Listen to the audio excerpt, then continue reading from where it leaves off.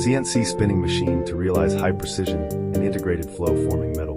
Through the Siemens numerical control system to drive the spindle high-speed rotation. The use of high-tech programming software.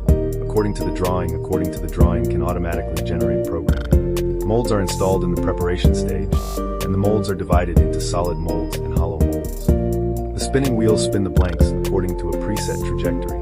During the spinning process, the metal is pressurized to flow axially and radially and undergoes tensile distortion.